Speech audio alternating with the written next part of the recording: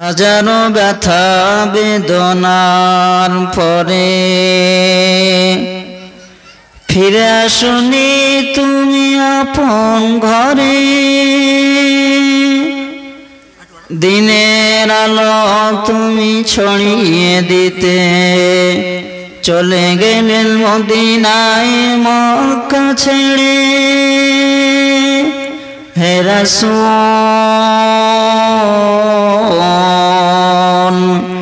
তোমাকে ভুলি আমি কেমন করে। হে রাসূল তোমাকে ভুলি আমি কেমন করে। খেয়ে না খেয়ে দিন প্রচারের কাজে নিজেকে দিয়েছ বিলিয়ে। তাই ফের কাফেরেরা চিনল না সে আলো, দুষ্টু ছেলেদের পিছু দিল লেলিয়ে। পাথরের আঘাতে ক্ষত বিক্ষত হয়ে সারা শরীর থেকে রক্ত ঝরে। হে রাসূল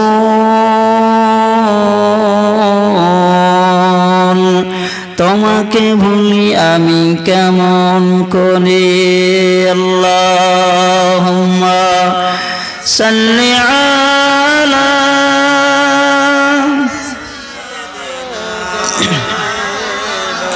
ওয়া আলা আলি সাইয়্যিদিনা।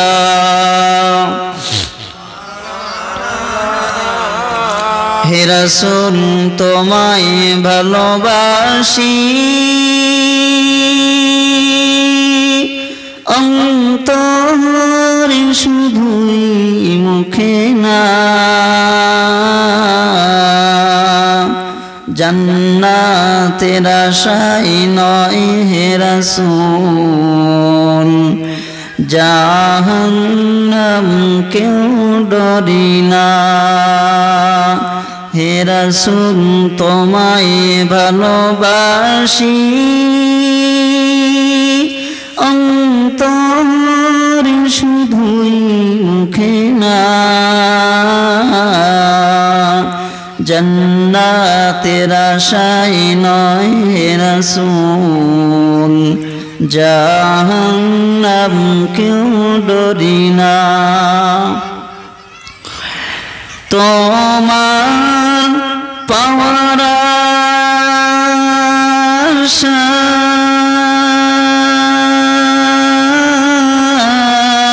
আশায় মন ছুটে যায় মদিনায়। তোমার পাওয়ার আশায় মন ছুটে যায় মদিনায়। একবার দিদার দাও না আর দূরে থাকিও না। আল্লাহুম্মা সাল্লি আলা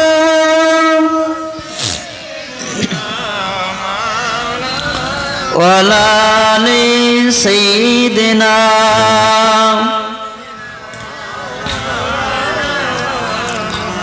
तौहीन कदम का आलम में बजुआ दिया कमली वाले ने।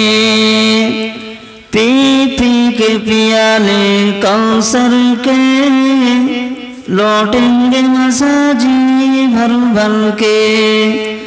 इन्ना आतैना कल कौसर फरमा दिया कमली वाले ने। बोलो ला इलाहा इल्लल्लाह, ला इलाहा इल्लल्लाह, ला इलाहा इल्लल्लाह मुहम्मदुर রাসূলুল্লাহ। আল্লাহ রহমত ঝরে পড়ুক। মহব্বতের সঙ্গে সবাই পড়েন এই দরুদটাই হলো আমাদের ভালোবাসা। সবাই পড়ুন, হাসবি রাব্বি জাল্লাল্লাহ মা ফি কলবি গায়রুল্লাহ নূর মুহাম্মাদুন সাল্লাল্লাহ লা ইলাহা ইল্লাল্লাহ লা ইলাহা ইল্লাল্লাহ লা ইলাহা ইল্লাল্লাহ মুহাম্মাদুর রাসূলুল্লাহ আল্লাহুম্মা সাল্লি আলা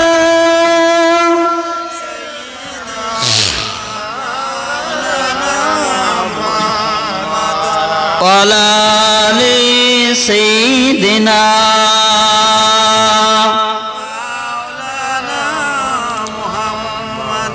বিসমিল্লাহির রহমানির রহিম কুল্লিল মুমিনিনা ইয়াগুদ্দু মিন আবসারিহিম ওয়া ইয়াহফাযু ফুরুজাহুম যালিকা আযকা লাকুম ইন্নাল্লাহা খাবীরুম বিমা তা'মালুন সাদাকাল্লাহুল আযীম।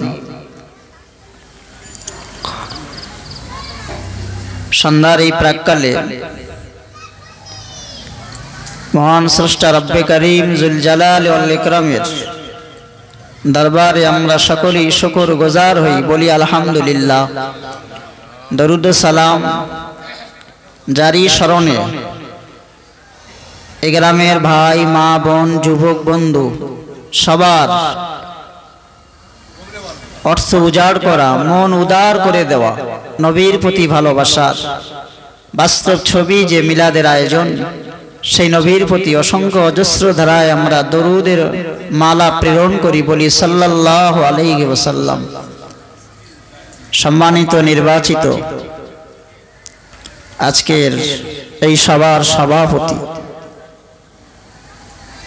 এবং আরো শ্রদ্ধা ভাজন, বিশেষত জলসা কমিটির স্বনামধন্য সেক্রেটারি সাহেব, যুবক বন্ধু মায়েরা বোনেরা, গ্রামবাসীরা, সামনের বসে থাকা আমার কেউ পিতৃতুল্য স্নেহাশিস ভাইয়েরা, ছোট ছোট বাচ্চারাও রয়েছে, সকলের প্রতি আমার অন্তর নিংড়ানো সালাম, শুভেচ্ছা, অভিনন্দন।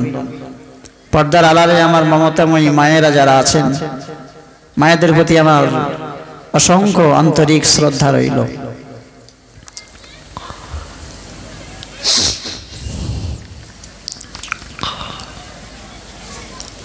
আজকের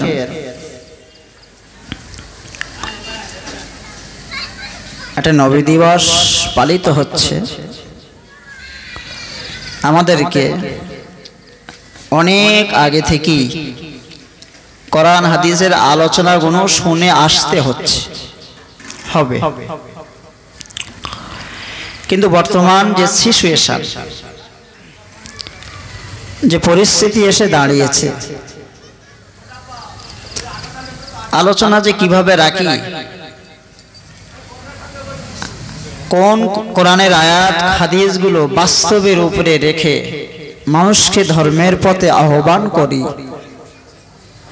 এটা অত্যন্ত কঠিন হয়ে পড়েছে। আর বর্তমান যে মিলাদ মাহফিলগুলো, জলসা জুলুসগুলো এমন একটা রূপ ধারণ করেছে, সেটার অশ্লীলতা ভাষায় বলা যাবে না। আপনারা মুরব্বীরা ভালো জানবেন, ছোট হুজুর এখানে আসতেন, অনেক মুরব্বীরা দেখেছেন, শুনেছি মুরব্বীদের কাছ থেকে, বা ছোট হুজুরের নসিহাত আমি ক্যাসেটে শুনেছি।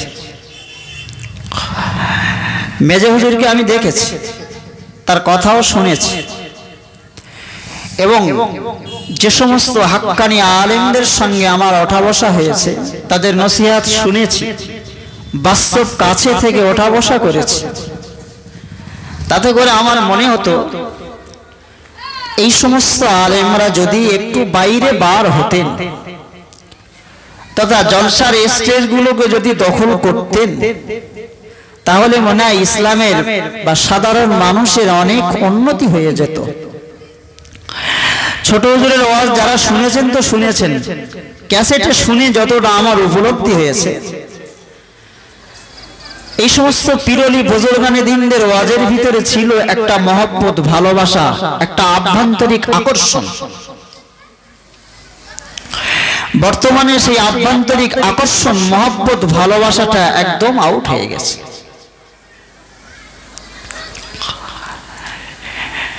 অথচ তারা আলেম, সে যে এই জায়গায় বসে নসিহত করছে,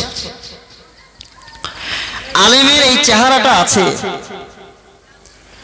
আলেমের এই জামাটা আছে, টুপিটা আছে, মূলত ভেতর থেকে আলেমের যে অন্তরের একটা রং, সেটা নষ্ট হয়ে গেছে, হিংস্র হয়ে গেছে। আমি যে কথাগুলো বলছি, এটা আমার মন গড়া কথা নয়, বা আমার ইচ্ছাকৃত বলতে ভালো লাগছে বলে বলছি তা নয়, বরং কোরআনের তাফসীরগুলো যখন রাত্রে ফলো করছি না, হাদিসের ইবারাতগুলো যখন রাত্রে পড়ছি, তখন এই সমস্ত জিনিসগুলো ছবির মতো সামনে এসে যাচ্ছে। আকর্ষণ কাকে বলে, আলেম কাকে বলে, আলেমের অন্তরটার রং, কালার, ঢং কেমন, রাতের অন্ধকারে যখন তাফসীরগুলো পড়ি তখন বুঝে আসে। যারা এই স্টেজটা দখল করে রেখেছে, এরা কিন্তু এই তাফসীর পড়ে না, ওই হাদিস পড়ে না। আমার কথা আপনাদের বিশ্বাস হয়? অবাক হয়ে যায় এই জায়গাটায়, যে এই জায়গাটায় বসে যে মানুষগুলো তার আশায় এক জায়গায় একত্রিত হয়েছে, তার সময়টাকে সরিয়ে কারো আকর্ষণে এই জায়গায় বসেছে, সেই যার আকর্ষণে বসেছি সেই ব্যক্তিটা আসছে শূন্য হাতে। তার যে শূন্য হাত, ওটা আপনারা বুঝবেন না, ওটা আমরা বুঝি। এক তো তাফসীর পড়ে না, হাদিসগুলো ফলো করে না, দ্বিতীয়ত যতটুকানি তার ভিতরে আছে, অল্প হোক বেশি হোক মাঝারি হোক, যতটুকানি সে সঞ্চয় করেছে, সেই সঞ্চয়টুকু যদি সঠিক নিয়ত যদি করে যে মানুষের কাছে আমার সঞ্চয়কৃত কোরআন আর হাদিসগুলো পৌঁছে দিয়ে আমি আমার ইসলামী দায়িত্ব, খেদমতের দায়িত্বটাকে পালন করব এবং ভালোবাসা মহব্বতের স্বরে মানুষকে ধর্মের প্ল্যাটফর্মে আনবো, ন্যূনতম যদি এইটুকানি মনে করতো অনেকটা বাঁচা যেত, সেটুকানিও নেই। আছে কোনটা? ওই বাড়ি থেকে একটা বই পড়ে আসবে, দেখবে যে চটকদারি কথা কোন হাদিসটার অ্যাঙ্গেলে বলা যায়। চটকদারি কথা যদি বলা যায়, জওয়ানরা যেমন মাতবে, যুবকরাও তেমন মাতবে। বয়স্ক মুরব্বী বুড়োদের অ্যাঙ্গেলে কোন হাদিসটা বলা যায়, তাদের রঙে ঢঙে বললে তারাও তেমন মাতবে, তারা উৎফুল্ল হবে। ফলে কি হবে? মানুষের মনোতুষ্টি হয়ে গেল, আমার দাওয়াতটা হলো, আমার দাওয়াত হলে আর কিচ্ছু চাইনি, বলা মুখ বলে দিলাম, টাকা নিয়ে নিলাম, মানুষ হেদায়েত হলো না বেহেদায়েত হলো আমার দেখার দরকার নেই। এই হলো মনোভাব।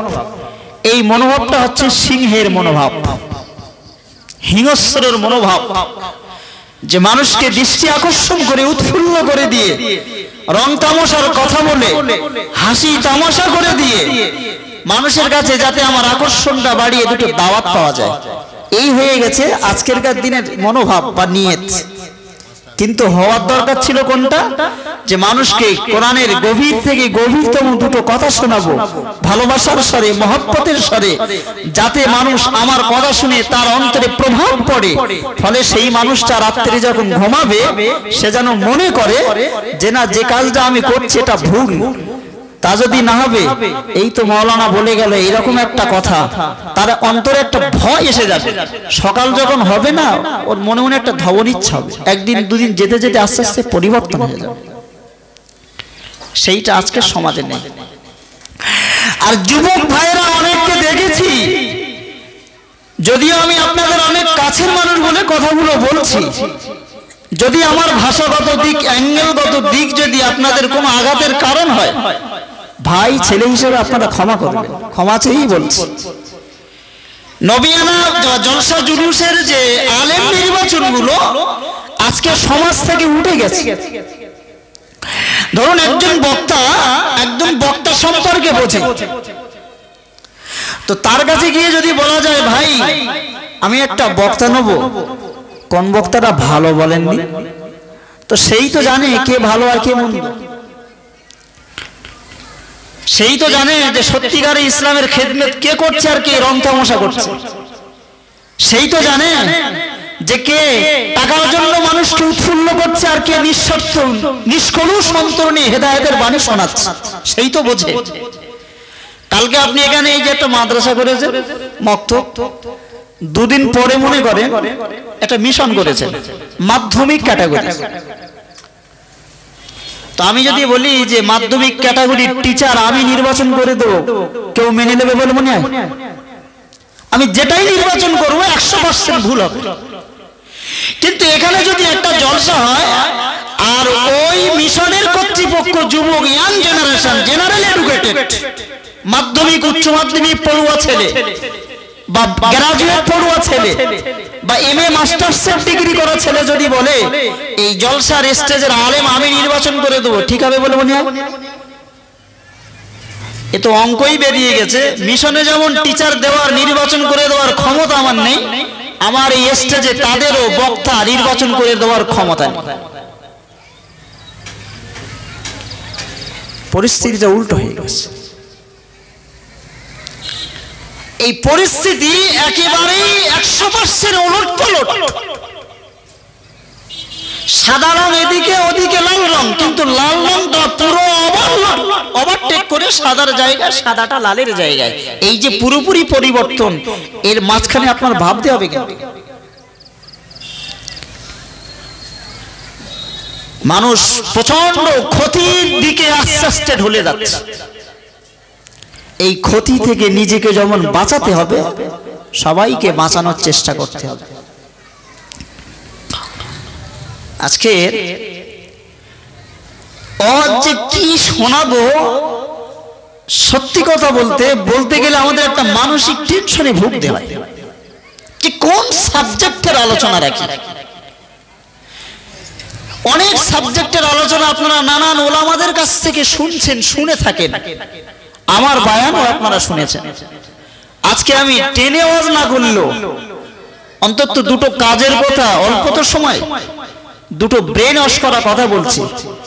নারী পুরুষ, পর্দার আড়ালে মায়েরা বোনেরা, বাড়িতে ঘাটে মাঠে যেখানেই আছেন সবাই কান লাগান। যুবক ছেলেরা যারা এখনো রাস্তায় হুটো ফাটা করছো, অনুরোধ করবো তোমাদের কাছে, তোমরা এখানে এসে বসে পড়ো। এখানে শুধু মানুষ নেই, আল্লাহর ফেরেশতারাও কিন্তু দাঁড়িয়ে রয়েছে। শয়তানের এরিয়ায় না থেকে আপাতত আজকেরকার দিনে নবীর সম্মানের খাতিরে ফেরেশতাদের এরিয়ার ভিতরে যাতে থাকতে পারি আর রহমত প্রাপ্ত হতে পারি, সেজন্য আবার একবার আমি সমস্ত ভাই মুরব্বীরা রাস্তায় যারা আছেন অনুরোধের স্বরে বলছি, মাহফিলে এসে বসে পড়ুন। কোরআন শরীফের একটা আয়াত শুনিয়েছি আমি, প্রথমে শুনিয়েছি আল্লাহর কোরআন। আল্লাহ বললেন কুল্লিল মুমিনিনা ইয়াগুদ্দু মিন আবসারিহিম, হে দুনিয়ার নারীরা, আবসারিহিম তোমাদের চোখটাকে, চোখের দৃষ্টিটাকে নিচু করো। কার কথা বলেন দিন? কথা বলুন একটু, আল্লাহর কথা। একটু কথা বলতে হবে ভাই। তাফসীর শুনতে গেলে না এই কানে হাত দিয়ে বাবারে মারে চিল্লালে ও না ওয়াজ হয় আর না ওয়াজ বোঝানো যায়। এই বাবারে মারে চিল্লানোর পক্ষে আমি, কিন্তু সেটা যদি হয় কোরআনের আলোচনা, হাদিসের আলোচনা, তবেই সমর্থন। আর বাবারে মারে যদি হয় মানুষ মাতানো, মেয়ে পাগল করা, ওর ঘোর বিরোধী, ওতে সমাজ নষ্ট হয়ে যাচ্ছে। আজকে ওয়াজের মজলিসটা 100% সব মেয়ে মানুষ কিভাবে নাচাবো এই ধান্দা বেশিরভাগ আলেমরা ব্যস্ত।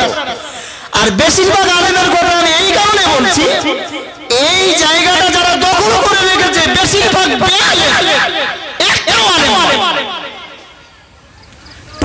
20% আলেমের সংখ্যা, এই বেআলেমের সংখ্যা 80%।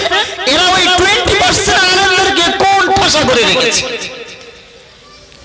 বেহায়াপনা কথা, বেহায়ামার্কা কথা একজন শিক্ষিত ভদ্র সভ্য মানুষ কখনো তার জবাব দিয়ে বলতে পারে না, লজ্জা লাগে তার। কিন্তু একজন তার জবাব দিয়ে যে কোনো কাঁচা খিস্তি বলতে সে দ্বিধাবোধ করে না। কারণ ইলমের রস থাকলে তবে তো লজ্জা লাগবে। ইলমের রস নেই বলে তার লজ্জা লাগে। এই স্টেজটাকে একটা শ্রেণী আলেমরা দখল করে রেখেছে। আমি প্রথম এদের থেকে সাবধান হওয়ার কথা আপনাদেরকে জানিয়ে দিলাম। এটা যদি আমার বিরোধী হয় হোক, এটা যদি সমালোচনা হয় হোক, এতে যদি আপনারা সঠিক আলেম নির্বাচন করতে যদি দুটো কথা আপনার শুনতে হয় হোক, কিন্তু আপনি ইসলামের পক্ষে, কোরআনের পক্ষে, হাদিসের পক্ষে শক্ত পক্ষে দাঁড়িয়ে যান। আল্লাহ বললেন কুল্লিল মুমিনিনা ইয়াগুদ্দু মিন আবসারিহিম, হে দুনিয়ার নারীরা তোমাদের চোখের দৃষ্টিটাকে তোমরা নিচু করো, ওয়াহফাযু ফুরুজাহু, তোমাদের লজ্জাস্থানটাকে হেফাজত করো। সুবহানাল্লাহ বলুন। যালিকুম আযকা লাকুম, ওটাই হলো তোমাদের জন্য পবিত্রতা। সুবহানাল্লাহ। কটা কথা আল্লাহ বললেন, চোখের দৃষ্টিটাকে নিচু করা, লজ্জাস্থান থেকে হেফাজত করা, ওই দুটোর ভিতরে আল্লাহ নারীদের জন্য পবিত্রতা, সম্মান রক্ষা করা রেখেছেন। ইন্নাল্লাহা খাবীরুম বিমা তা'মালুন। এবার আল্লাহ বললেন, নারীরা তোমাদের মনে কি চিন্তা ভাবনা হয় ও গোপন খবর আমি আল্লাহ রাখি। এবার একটু তাফসীর শুনো। অন্য আয়াতে একটা তাফসীর এসেছে, সারা পৃথিবীতে দুটো জিনিস খুবই আকর্ষণীয়, আর এই দুটো জিনিসের উপরে পৃথিবীটা টিকে আছে, পৃথিবীর সৌন্দর্যতা টিকে আছে। আবার ওই দুটো জিনিস পৃথিবীর ধ্বংসের মূলে আছে। নাম্বার 1, অর্থ সম্পদটা হলো পৃথিবীর একটা শক্তপোক্ত খুঁটি, আর নারী সন্তান হলো পৃথিবীর সৌন্দর্যের একটা স্তম্ভ। তাই তো নাকি? না ভুল বললাম? এসব কথা আপনারা শুনেছেন কি জানেনই, তো নতুন যদি লাগে একটু মন দিয়ে শুনুন। অর্থটা হলো পৃথিবীর এক হাতিয়ার, আর নারীরা হলো পৃথিবীর এক সৌন্দর্য। এই দুটোর সমন্বয়ে পৃথিবীর টোটাল ব্যবস্থাপনা। ঠিক অন্যদিকে ওই অর্থ সম্পদটা হলো পৃথিবীর ধ্বংসের কারণ, ওই নারী জাতটাই হলো পৃথিবীর ধ্বংসের কারণ। কথা বোঝা গেছে?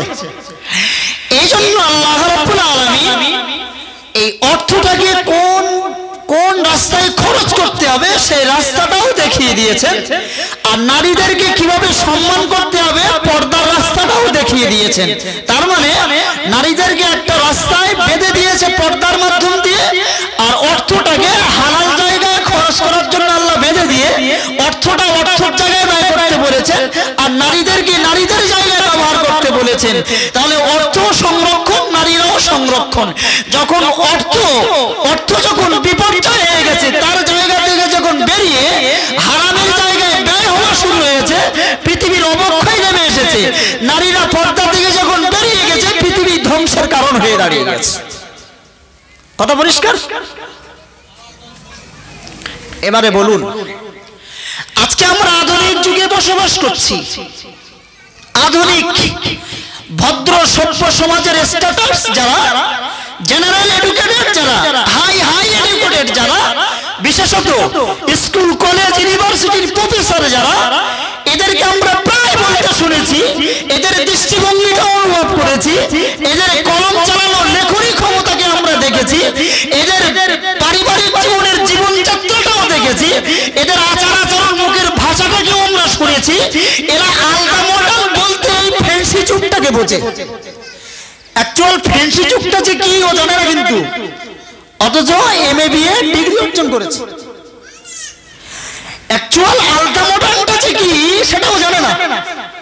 এই আলতা মডার্ন আধুনিক যে যুগ, সভ্যতার যুগ, সেটা ভদ্রতা হিসাবে নিয়েছে, কিন্তু সেটা আদৌ যে ভদ্রতা নয়, সেটা অভদ্রতাও কিন্তু বোঝে না। এক নম্বর একটা কথা বলছি।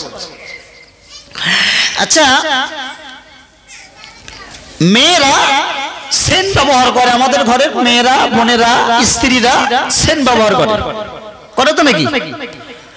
বাড়ি থেকে বাইরে যাবে, গরমের সময় একটা সেন্ট ব্যবহার করেছে, পাউডার ব্যবহার করেছে, লিপস্টিক দিয়েছে। টিপটা হয়তো আমি বাদ দিলাম, তাও লিপস্টিকের কালারটা কিন্তু বেগুনি কালার। ভালো করে বুঝুন, আগে তো একরকম লিপস্টিক পাওয়া যেত, এখনকার লিপস্টিকটা হলো বেগুনি কালার। ওই কালারটার ভিতরে রয়েছে অপবিত্রতা, নারীর এটা জানে না।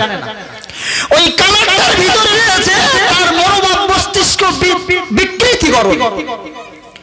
আমি ধরিয়ে দিই আপনাদের, কিছু কিছু বাজারি মহিলারা আছে যাদের মানিজ্যত কোনো দাম নেই,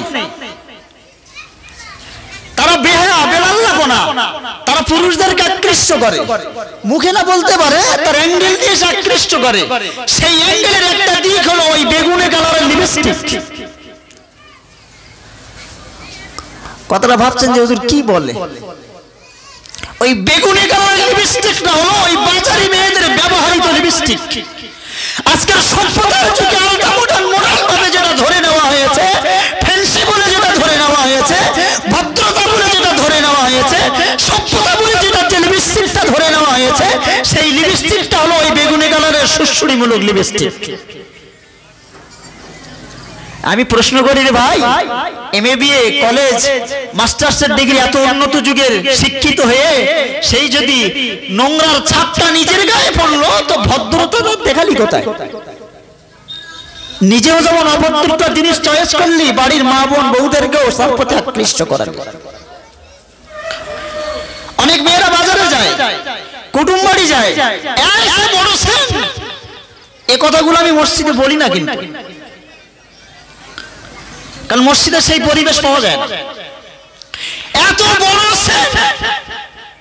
দামি দামি যত উন্নত মানের নতুন নতুন কোম্পানি রয়েছে, তারা এই বগলে সেন মারছে, গায়ে সেন মারছে, ব্লাউজের ভিতরে সেন মারছে। এই সেন মিলেগুলো বাজারে যাচ্ছে। আচ্ছা, আমি যদি বলি ওই সেন মারার কি যুক্তি তোমার থাকতে পারে? আরে বেটা ছেলে একটু আতর ব্যবহার করে, বেটা ছেলে মা সকাল হলেই মার্কেটিং করে, চার দোকানে বসে, নানান বন্ধু বান্ধবের সঙ্গে তার যোগাযোগ, ওঠা বসা করতে হয়, একটু দুর্গন্ধ থেকে বাঁচার জন্য একটু আতর বা সেন ব্যবহার করে, তাই তো নাকি? বেটা ছেলের প্রয়োজন। তুমি মেয়ে মানুষ, তোমার পিঠে বুকি পেটে সেন মারার কি প্রয়োজন থাকতে পারে? তুমি বাইরে ঘাটে ঘোরো কতদিন? ঘুরতে হয় তো বেটা ছেলে। আচ্ছা, এই সেন্ট মেরে যদি কোনো মহিলা রাস্তা দিয়ে বনবন করে যায়, আচ্ছা বলুন তো ওর মনের অবস্থা ঠিক আছে বলে মনে হয়? একদম ঠিক নেই।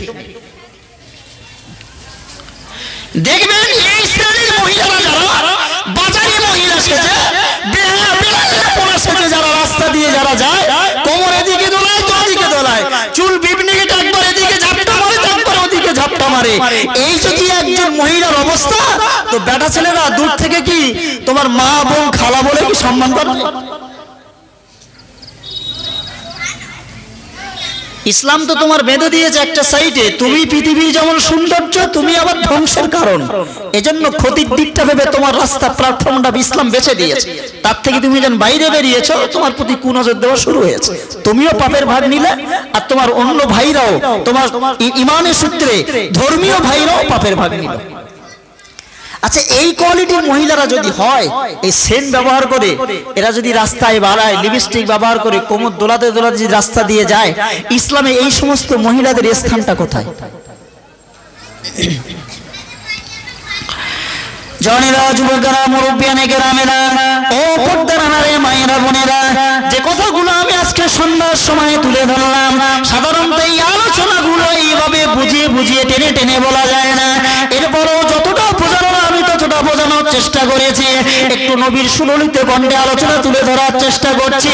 ও পর্দার আড়ালে মায়েরা, বোনেরা, আমার কথার প্রতি যে যেখানে আছেন একটু উপলব্ধি করুন। কোনো বোন, কোনো মা, কোনো ভাবি, কোনো স্ত্রী যদি সেন্ট ব্যবহার করে তার অঙ্গর সৌন্দর্যটাকে, তার মন মস্তিষ্কটা বিক্রি করে যদি বাজার ঘাটে মার্কেটিং করতে যায়, রাস্তা দিয়ে যদি চলাফেরা করে, যদি চলাফেরা করে, তার অঙ্গটাকে, তার গোপন অঙ্গ, আকর্ষণীয় অঙ্গগুলো যদি ফুটিয়ে দেয় পরপুরুষের সামনে, প্রিয় নবী আমার জানিয়েছেন, ও মায়েরা, বোনেরা, তুমি কোনোদিন জান্নাতে যেতে পারবে না। তুমি বাজারি মহিলা, তুমি হয়তো লিপস্টিকটা ঠোঁটে দিয়ে হয়তো জীবনতলা বাজারে মার্কেটিং করতে যাচ্ছ, একটা টাইট ফিট পোশাক পরে তুমি মার্কেটিং করতে যাচ্ছ, একটা জিন্সের প্যান্ট শার্ট পরে মার্কেটিং করতে যাচ্ছ, চুলটা হয়তো বিপনি কেটে চুল চাপা দিয়ে রং বেরঙের উন্নত মানের সাজ পোশাক নিজেকে সৌন্দর্য মণ্ডিত করে ভদ্র সভ্য বুঝে তুমি এত মার্কেটিং করতে যাচ্ছ। প্রিয় রাসূল বলেছেন তুমি বেহায়া মহিলা। তুমি সভ্য মহিলা যদি হতে, ওই সেন্টটা, ওর সেনের গন্ধ, ওই ফোয়ারাটা তুমি ছোটাতে না। সভ্য মহিলা তুমি যদি হতে, তো তুমি বুঝতে যে আমি এই ফোয়ারা ছোটালি মদ্দা লোকেরা আমার প্রতি নজর দেবে, পরে আমারও গুনার ভাগ নিতে হবে, আমার জন্য তারাও পাপে পড়বে। এটা সভ্য মহিলাদের চিন্তা ভাবনা। কথা বলুন। সারা জীবন তো ইসলাম ধর্ম পালন করলাম, জান্নাতের কথা তো শুনলাম, জাহান্নামের কথা তো শুনলাম, কই জান্নাতের আসার জন্য তো আমাদের মন আগ্রহ বাড়েনি, আর জাহান্নামের ভয় তো লাগেনি। কি যে আলোচনা রাখি সমাজে, মাথায় ঢোকে না।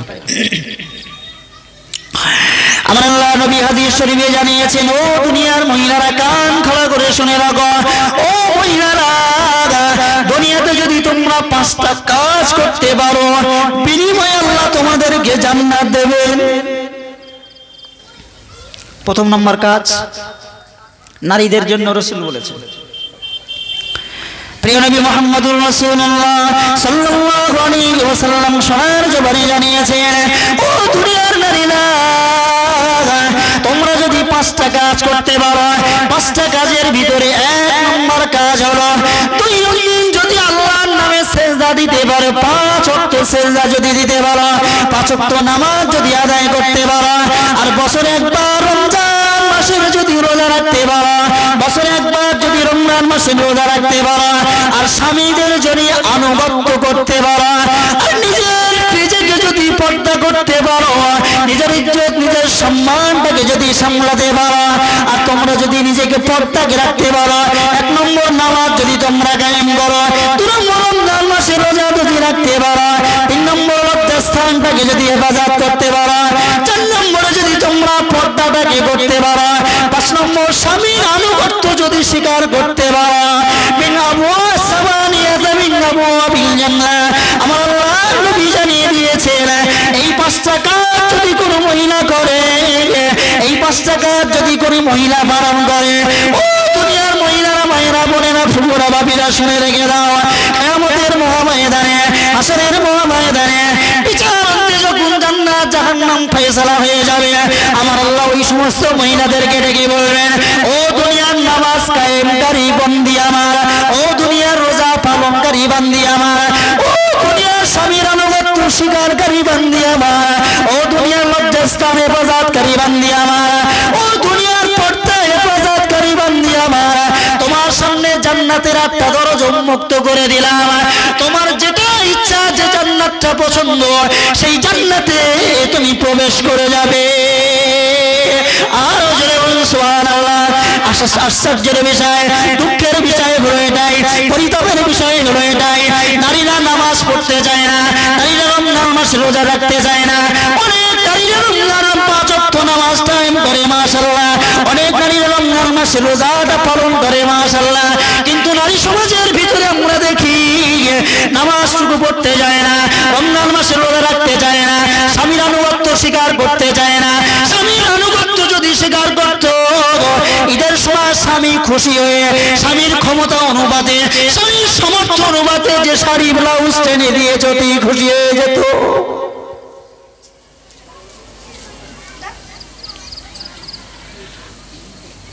কথা কি ভুল বললাম? পৃথিবীর অবক্ষয়।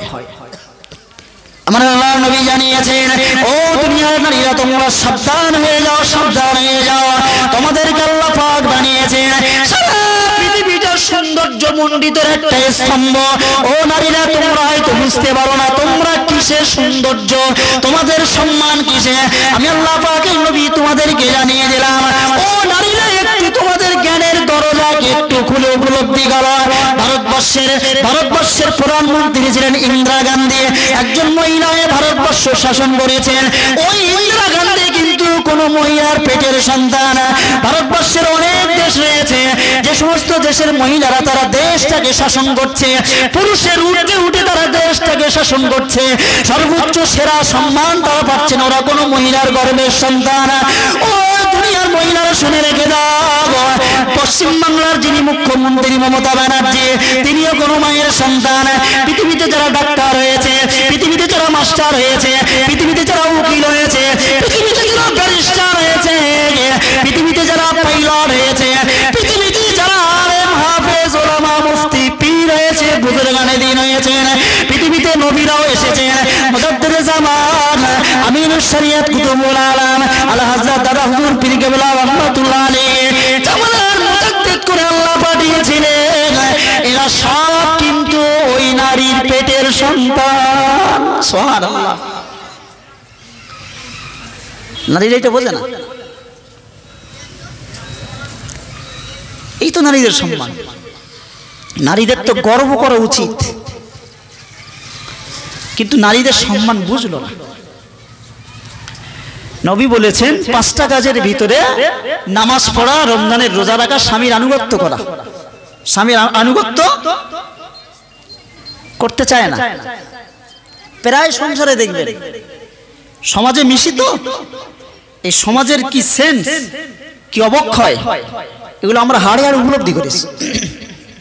নবী আমার জানিয়েছেন শেষ জামানা, এমন একটা জামানা চলে আসবে, ও দুনিয়ার নারী পুরুষ ইমানদাররা শুনে রেখে দাও, ও দুনিয়ার নারীরা খবরদার শুনে রেখে দাও, স্বামীর উপরে তোমরা মাতব্বরি করতে যাও না, স্বামীর উপরে নেতৃত্ব ফলাতে যাও না। ও দুনিয়ার নারীরা শুনে রেখে দাও, নেতৃত্ব দেওয়ার ক্ষমতা পাওয়ার জ্ঞান যদি তোমায় থাকতো তাহলে পুরুষকে তালাক দেওয়ার অধিকার নারী তোমার হাতে দেওয়া হতো। সুতরাং চিন্তা চেতনায় তুমি দুর্বল, জ্ঞানগত বুদ্ধশক্তিতে তুমি দুর্বল, তুমি ঘন ঘন রেগে যাও, ঘন ঘন তুমি ধৈর্য হারিয়ে ফেলো। তোমার হাতে যদি ওই পাওয়ারটা নেতৃত্বের ক্ষমতা যদি দেওয়া হতো, একটা পুরুষের স্বামীকে তুমি প্রত্যেক দিন 1 বার কেন 3 বার কেন 36 বার করে তালাক দিতে, কিন্তু না না না না না, ওই তালাকের ক্ষমতাটা পুরুষের হাতে দেওয়া হয়েছে। কারণ তোমার বদমাইশিটা পুরুষ সামলাতে পারবে বলে তাই, তোমার অবুঝের দাবিটা পুরুষ সামলাতে পারবে বলে তাই, তোমার একটু বেহায়া বেলাল্লাপনা পদস্খলন চলা বলাটা পুরুষের জ্ঞানে সামলানো যাবে, তাই পুরুষের হাতে এই ক্ষমতা দেওয়া হয়েছে। কথা বুঝলেন? সুতরাং অঙ্ক উল্টো করতে যাও না, স্বামীর উপরে নেতৃত্ব ফলাতে যাও না। প্রিয় নবী আমার জানিয়েছেন, যদি কোনো সংসারে, যদি কোনো স্বামী স্ত্রীর ভিতরে মেয়েরা যদি, বউরা যদি, স্ত্রীরা যদি নেতৃত্ব ফলাতে যায়, মনে রেখো গোটা জাহান্নাম, কোনোদিন শান্তি আসবে না। দুনিয়ার নারীরা সাবধান হয়ে যাও, দুনিয়ার নারীরা সাবধান হয়ে যাও। প্রিয় নবী আমার জানিয়েছেন, ও দুনিয়ার স্ত্রীরা কান খাড়া করে শুনে রেখে দাও, আল্লাহর পরে আল্লাহ ছাড়া অন্য কেউ সিজদা পাওয়ার যোগ্যতা রাখে না, আল্লাহ সব সিজদার পাওনাদার। কিন্তু পৃথিবীতে আল্লাহ ছাড়া যদি অন্য কারো সিজদা দেওয়ার অনুমতি দেওয়া হতো, ও দুনিয়ার নারীরা তোমাদের স্বামীর পায়ে কিন্তু তোমাদের সিজদা দেওয়ার কথা বলা হতো, কিন্তু আল্লাহ ছাড়া অন্য কারো সিজদা দেওয়া হারাম, তাই দেওয়া হয়নি। এ থেকে স্বামীর সম্মান মর্যাদা বোঝানো হয়েছে। তুমি বুঝলে না যে স্বামী আমার কাছে কি? নেতৃত্ব ফলাতে চাও? ঈদের সময় দেখবেন ভুড়ি ভুড়ি ঘটেছে, স্বামী এনেছে কাপড় জামা ছেড়ে ফেলে দিয়েছে, তোমার চেষ্টা তুমি রাখো, আমি ঈদের দিন নতুন কাপড় পরবো না, ঈদের দিন আমি নতুন কাপড় পরবো না, ধমক দিয়ে ফেলে দিয়েছে। এই যদি হয় আচ্ছা দুনিয়াটা আমি যে কি করে বোঝাই আমার মাথায় ঢোকে না, টান মেরে যে ফেলে দেছে। আচ্ছা বলুন ওই সংসারে সুখ আছে? তুমি মহিলা টান মেরে ফেলে দেবে কেন? হ্যাঁ তুমি যদি বলো যা করবে সব টাটা চলে করবে, আমাদের কি কোনো অধিকার নেই, পাওয়ার নেই? রে মা বোন, তুমি তোমার পাওয়ারটা কোথায় বুঝলে না? তোমার তো সংসারে গর্ব করা উচিত ছিল। মমতা ব্যানার্জি আমাদের পেটের সন্তান, পৃথিবীর ডাক্তার মাস্টার আমাদের পেটের সন্তান, পৃথিবীর হাফেজ আলেম পীরনি বুজুর্গের দিনরা সব আমাদের পেটের সন্তান। এটা তো তোমার গর্ব করা উচিত ছিল। তুমি তোমার জ্ঞানের জায়গাটা হারিয়ে ফেললে। তোমাদের সংসারটা সুখের হবে কি করে? তুমি জান্নাতে যাবে কি করে? প্রিয় নবী আমার জানিয়েছেন অনেক মহিলাদেরকে দেখতে পাওয়া যায় ভুরুচ আছে, অনেক মেয়েদেরকে দেখতে পাওয়া যায় এই 12 ফোঁটা নাকি ঝিকঝিকে মুখে মারে, অনেক মেয়েদেরকে দেখতে পাওয়া যায় ভুরুগুলো চেঁচে চেঁচে ছোট করে ছোট করে। এই শ্রেণীর মহিলাদেরকে আমার আল্লাহ অভিশাপ করেছে, মেয়েরা কখনো জান্নাতে যাবে না। সেই গোড়ার কথা বলছে। আধুনিক যুগে এই সভ্য ভদ্র গোটা ডাক্তার মাস্টার উকিল ব্যারিস্টার সবাইকে বলছি, ম্যাক্সিমাম যারা আলট্রা মডার্ন ভাবে আধুনিকতা ভাবে সভ্য ভদ্র হিসেবে যেটা বেছে নিয়েছে, তার ভিতরে রয়েছে ভুরু চাচা, তার ভিতরে রয়েছে রূপচর্চা করা। অথচ এই রূপচর্চা যখনই তার স্ত্রী করছে, এই ভুরু চাচা যখন তার স্ত্রীকে এই কাজটা যখন করছে, তার স্ত্রীর প্রতি পরপুরুষেরা চেনার নজর দিচ্ছে। এতে কি ভদ্রতা বাঁচে?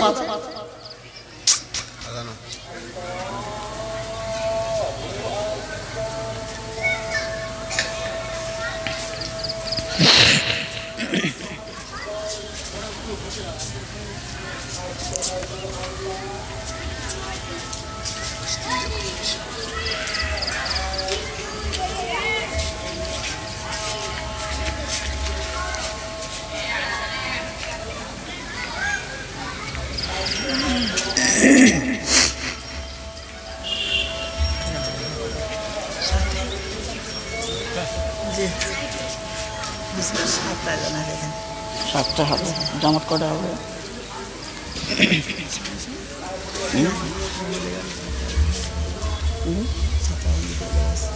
ঠিক আছে।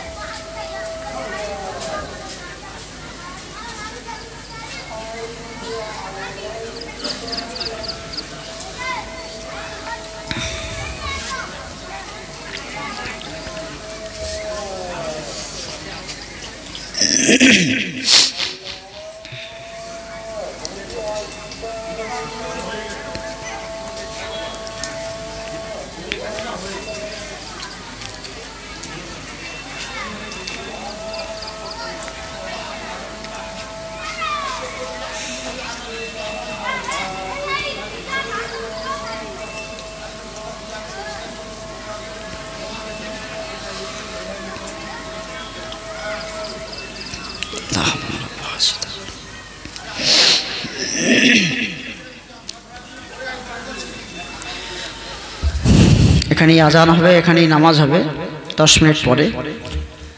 তো আমি শুরু থেকে এই পর্যন্ত একটা সাবজেক্টের উপরে আলোচনা টেনে এসেছি, প্রায় 1 ঘন্টা হতে যায়।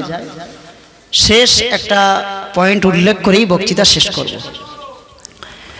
নারীদের সম্পর্কে যে কথাগুলো বলেছি, মায়েরা বোনেরা ব্যথা পাওয়ার কিছু নেই এতে, কারণ জান্নাত আর জাহান্নাম সব আমাদেরই জন্য। সুতরাং জাহান্নামের রাস্তাটা আমি দেখিয়ে দিলাম, ছবির মতো পরিষ্কার করে দিলাম, কোনটায় জান্নাত কোনটায় জাহান্নাম বেছে নেওয়ার দায়িত্ব মায়েদের, বোনেদের। শেষ একটা কথা বলছি, জনেরা, যুবকেরা, মুরব্বিয়ানেরা, আমার একটা জিনিস আমাদেরকে মনে রাখতে হবে, বিশেষ করে নারী সমাজকে মনে রাখতে হবে। হয়তো নারীরা মনে মনে ভাবছেন ইসলাম আমাদেরকে অসহায় করে দিয়েছে, ইসলাম হয়তো কোথাও আমাদেরকে বেঁধে দিয়েছে। না না না মহিলারা, বোনেরা, এটা ভাবলে চলবে না। একটা সময় এমন ছিল, পৃথিবীর সভ্যতা বলে কিছু ছিল না। নারী সন্তান যখন জন্ম নিত জীবন্ত কবরে দেওয়া হতো। নারী সন্তান সমাজের জন্য বোঝা হয়ে দাঁড়িয়ে যেত। নারী সন্তানের কোনো সন্তান সম্মান ছিল না, কোনো ইজ্জত, কোনো অধিকার ছিল না।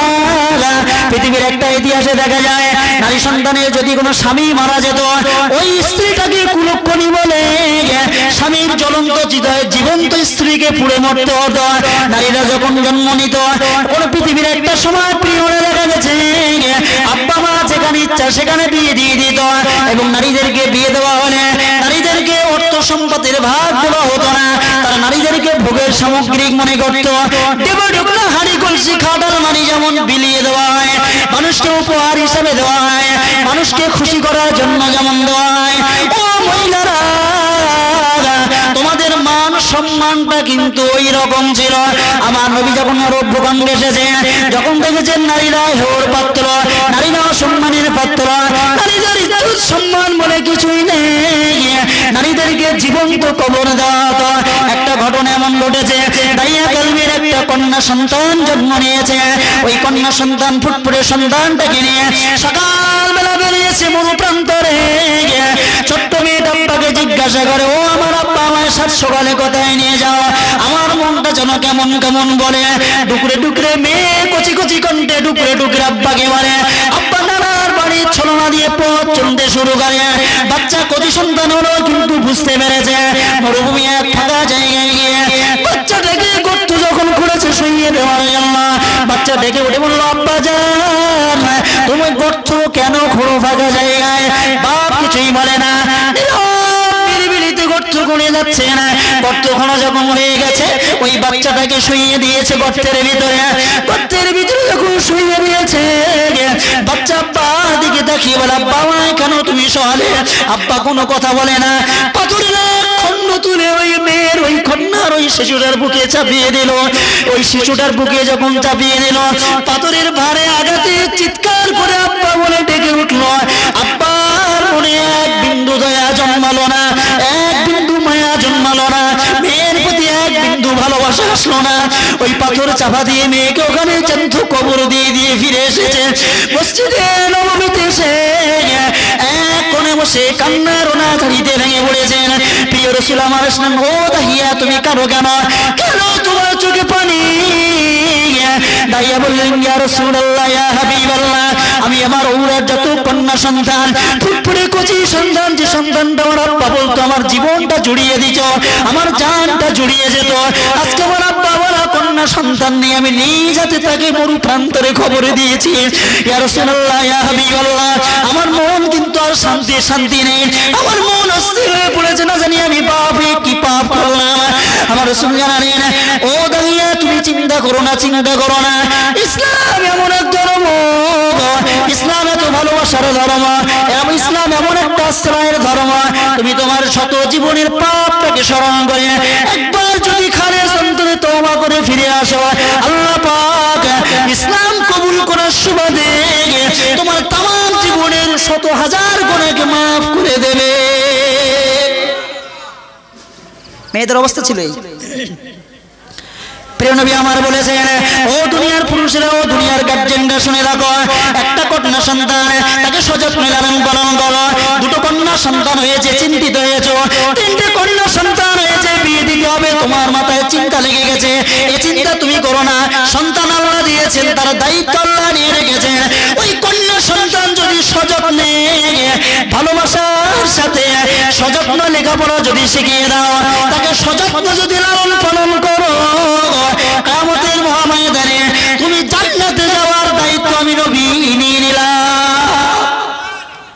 নবী যদি এই কথা না বলতো ও মহিলারা তুমি বাঁচতে পারতে না, আজকে তুমি মার্কেটিং করতেছো, পুরুষের উপরে তুমি মাতব্বারি করতেছো, আর পুরুষ যখন মাতব্বারিটা মেনে নিচ্ছে না তখন স্বামীর সাথে ঝগড়া করছো আর বলছো যে আমরা কি কিচ্ছু করতে পারবো না, কোনো পাওয়ার আমাদের নেই, সম্মান আমাদের নেই। তুমি এই সুযোগটা পেতে কোথায়? ওই একদম শুরুতে যদি তোমাকে জ্যান্ত কবর দেওয়া হতো, জ্বলন্ত চিতায় যদি পুড়িয়ে দেওয়া হতো, তোমাকে যদি বাঁচার অধিকার না দিত, তুমি সংসারে আসার সুযোগটা পেতে কোথা থেকে? আমার কথা বুঝলেন না? তোমার সম্মান তো নবী ফিরিয়ে দিয়েছে, তুমি কোনোদিন সেই নবীকে স্মরণ করেছো? তুমি কোনোদিন ভেবেছো আমার নবী কি কষ্ট করে এই নামাজ কোরআন রোজা আমাদেরকে দিয়েছেন, কি সুন্দর করে সংস্কার করে স্বামীর সম্মান বুঝিয়েছেন, আমরা স্ত্রী আমার সম্মান বুঝিয়েছেন। তাহলে আমরা স্বামী স্ত্রী একটা মধুর সম্পর্ক, ভালোবাসার সম্পর্ক, যে সম্পর্কের ভিতরে কোনো রকম খাদ নেই, যে সম্পর্কটা, যে ভালোবাসাটা এমন মনে হবে যে দুনিয়াতে যেমন আমরা এক জায়গায় একেবারেই গার্হস্থ্যের সঙ্গে মিশে রয়েছি, মনে হয় আল্লাহ পাক আমাদেরকে পরকালেও মনে এইভাবে রাখবেন। এই অনুভূতি কি বেঁচে থাকায় তোমার ভিতরে এসেছে? আসেনি। তুমি নবীকে ফলো করো, যদি নবীকে ফলো করো, নবীর জীবন আদর্শ একটু জানার চেষ্টা করো, ইসলামটাকে যদি মানার চেষ্টা করো, বুঝবেন তোমার জীবনে এমন একটা জায়গায় দাঁড়াবে যে শান্তির জীবন নিয়ে তুমি থাকবে। কোনোদিন ইতিপূর্বে তো অনুভব করোনি, একবার ট্রাই করে দেখো না, স্বামীকে সত্যিকারের স্বামী বলে বরণ করে দেখো না, স্বামীর অনুগত্য সত্যিকারের একবার স্বীকার করে দেখো না। দেখো না তোমার স্বামী কোন রাস্তায় চলে, কিভাবে তোমাকে নিয়ে চলে। তুমি একদম নিউট্রাল হয়ে যাও না, স্বামীর উপরে সব ছেড়ে দাও। আমার স্বামী যা আনবে, গোশ আনুক, মাছ আনুক, এক মুঠো আনুক, দু মুঠো আনুক, শাড়ি আনুক, যাই আনুক, আমার স্বামী যেটা পছন্দ করবে ইসলামের ফর্মুলা মেনে আমার স্বামী যা আনবে ওতেই খুশি। কারণ আমার স্বামী যদি আমার ভালো খেতে না দেয়, পড়তে না দেয়, আমি তো আর বাইরে ঘাটে বেড়াবো না, ঘরে থাকবো। আমার ঘরে আমার স্বামী সব। আমার স্বামী বাইরে যাবে, তারে লোক থুতু দেবে, মান সম্মান যায় তো তার যাক, বরং আমি এই জায়গাটাই সিদ্ধান্তে স্থির হই, আমার স্বামী যা আনবে আমি তাতেই খুশি থাকবো। এক মুঠো হলে এক মুঠো, দুজন সুখ দুঃখ ভাগ করেই চলবো। একবার ভাবিরা, মায়েরা, বোনেরা, মেয়েরা, বোনেরা একবার ট্রাই করো, অন্তত দেখা যাক না। দেখো না সংসারে শান্তি ফেরে কিনা, দেখো না তোমার মান সম্মান ইজ্জত বাড়ে কিনা, দেখো না তুমি গ্রামের জন্য মডেল হয়ে যাও কিনা, দেখো না একবার গ্রামের লোক ভাবে কিনা যে সত্যি ওই বাড়িটার বউ যেমন কথা বলে, যেমন চলে, যেমন পরিবেশটাকে গুছিয়ে চলে, আমার এরকম হতে হবে। কারণ তারা যেভাবে চলে, ওই বাড়ির বউটা, মেয়েটা, ভাবিটা যেভাবে চলে, ওরা সারা গ্রামের লোকের প্রশংসা করে, আর আমার গ্রামের লোক শুধু গালি দেয়। তা আমরা একটু এরকম হয়ে দেখি না, দেখি আমরা প্রশংসার পাত্র হতে পারি কিনা। মনে রেখে দাও নারী সমাজ, তোমার কুদৃষ্টিতে কোনো পুরুষও তাকাতে পারবে না। ওই জন্য আল্লাহ বললেন কুল্লিল মুমিনিনা ইয়াগুদ্দু মিন আবসারিহিম, হে নারীরা তোমার চোখটাকে নিচু করো আর লজ্জাস্থানটাকে হেফাজত করো। এই চোখটা নিচু করার জন্য আর লজ্জাস্থানটা হেফাজত করার জন্য তুমি যদি মনে করো লজ্জাস্থানটা আমি হেফাজত করবই, আমার দৃষ্টিটাকে নিচু করবই, লিপস্টিকটা মাখতে যেও না, ভুরু চাচতে যেও না, নিজেকে সৌন্দর্যের রূপে পুরুষের কাছে ফুটিয়ে তুলো না। আর যদি মনে করো আমি বেহায়া হব, তাহলে লিপস্টিক পরো, ওই টিপ পরো, যা ইচ্ছা তাই করো, বেহায়া যদি তোমার কাছে বলে দিতে হবে, এমনি এমনি হয়ে যাবে। কথা পরিষ্কার? দেখুন যেভাবে বুঝিয়েছে আমার সাধ্যের বাইরে চলে গেছে।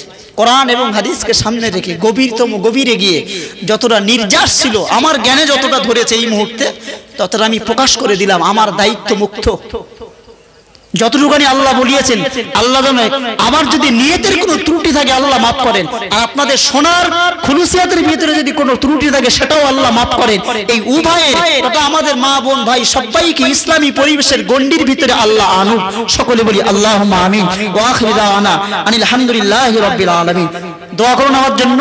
আর একটা কথা সাবধান করে দিই, এই যে সমস্ত বেটা ছেলেরা ওই মেয়ে লোকের পিছনে পড়ে ঘুরে রয়েছে, এদেরকে কিন্তু সাবধানোর দায়িত্বটা গার্জেনদেরকে নিতে হবে। এটা কিন্তু ন্যূনতম নিতে হবে। আপনি আপনার দায়িত্ব পালন করুন, পেটা চালান। যদি অন্যায় অশ্লীলতায় যদি পেটা চালান, তারপরে যা হবে, আমি যতদিন এখানে ইমাম আছি দেখেন, কথা বুঝলেন? আমি দায়িত্ব নিয়ে কথা বলছি। আমি যতদিন আল্লাহ আমার এখানে ইমাম হিসাবে রেখেছেন, যদি আপনার এই ইসলামী পরিবেশের বাইরে যদি কোনো মেয়ে, কোনো ছেলে যদি চলে, আর আপনি সেটাকে কন্ট্রোল করতে যেয়ে যদি আপনার সঙ্গে সে সংঘর্ষ করে, রাগফাট করে, আপনার পক্ষে আমি দাঁড়িয়ে রয়েছি, দেখি কন্ট্রোল হয় কিনা। হিম্মত রাখুন। যে সমস্ত ছেলে রাস্তাঘাটে রয়েছে, আমি অনুরোধ করব শেষের বেলা একবার যখনই বক্তারা উঠবেন ওই বক্তা ডাকবেন তাই, কখন ডাকবেন, কখন সেই মায়া কান্না কাঁদবে, আমি মার পেটেছিলাম এত কষ্ট করে মানুষ করেছে, সেই দুঃখের কথা বক্তা তুলে ধরবে আর তারপরে আমার চোখ দিয়ে পানি ঝরবে। ও চোখ দিয়ে পানি ঝরাটা চোখ দিয়ে পানি ঝরা বলে না, ও তো আমি অভিনয় করে বার করে দিলাম। কথা বুঝলেন না? কখন আমি মায়া কান্নার দুঃখের কথা তুলে দেবো আর আপনাদের চোখ দিয়ে পানি পড়ে, বরং আপনি যে আব্বা মায়ের জন্য হাত পেতেছেন সেই দৃষ্টিভঙ্গি প্রথম থেকে আপনার চলে আসবে। বক্তা যখন আসবে আহ্বান করবে কি করবে না সেটা আপন জায়গায়, কিন্তু যখনই উঠবে সাথে সাথে রাস্তাঘাটে যারাই আছে, মেয়েরা যারা আছে এক সাইডে বসে যাবে, বেটা ছেলে যারা আছে একটু সাথে সাথে প্যান্ডেল ভর্তি করে দেবে। এই আশা প্রত্যাশা রেখে আজকের আলোচনা এখানেই সমাপ্ত করছি। 7টা বেজে গেছে, আজান হবে, এখানেই জামাত হবে।